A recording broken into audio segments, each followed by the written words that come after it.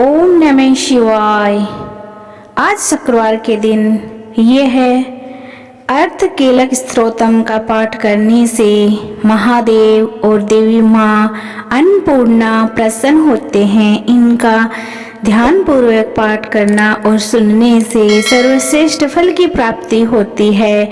महर्षि मार्कंडेय बोले, निर्मल ज्ञान रूपी शरीर धारण करने वाले वेदत्रीय रूप तथा दिव्य तीन नेत्र वाले जो कल्याण प्राप्ति के हेतु है और अपने मस्तक पर अर्ध चंद्र धारण करने वाले हैं, उन भगवान शंकर को नमस्कार है। जो मनुष्य जप में तत्पर रहता हुआ अभिकीलक मंत्रों को जानता है, वही पुरुष कल्याण को प्राप्त करता है।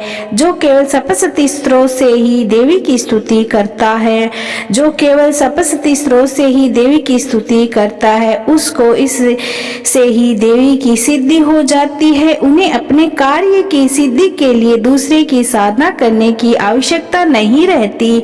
बिना जप के ही उनके उच्चाटन आदि सिद्ध हो जाते हैं। लोगों के मन में शंका थी कि केवल सप्तशती की उपासना से अथवा सप्तशती को छोड़कर अन्य मंत्रों की उपासना से भी समान रूप से सभी कार्य सिद्ध हो जाते हैं, तब इनमें कौन सा श्रेष्ठ साधन है? लोगों की इस शंका को ध्यान में रखकर भगवान शंकर ने अपने पास आए हुए जिज्ञासुओं को समझाया कि यह सप्तशती नामक संपूर्ण स्रोत ही कल्याण में एवं सर्वश्रेष्ठ है। इसके पश्चात भगवान शंकर ने चंडिका के सप्तशती नामक स्रोत को गुप्त कर दिया।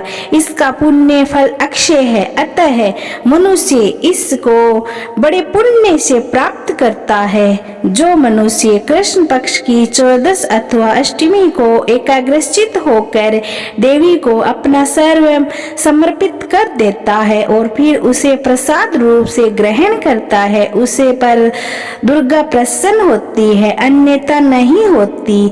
इस प्रकार सिद्ध के प्रति बंद रूपी कील के द्वारा भगवान शंकर ने इस स्रोत को कीलित कर रखा है। जो पुरुष इस सप्तशती को निष्कीलन करके नित्य पाठ करता है, वही सिद्ध हो जाता है, वही देवों का पार्षद होता है और वही गंधर्व होता है। सर्वत्र विचरते रहने पर भी मनुष्य को इस संसार में कहीं भी कोई डर नहीं होता है। वह स्वयं मृत्यु के वश में नहीं पड़ता और वह मरकर मोक्ष की प्राप्ति हो जाती है उसे। किंतु इस कीलक की विधि को जानकर ही सप्तशती का पाठ करना चाहिए। जो ऐसा नहीं करता वह नष्ट हो जाता है।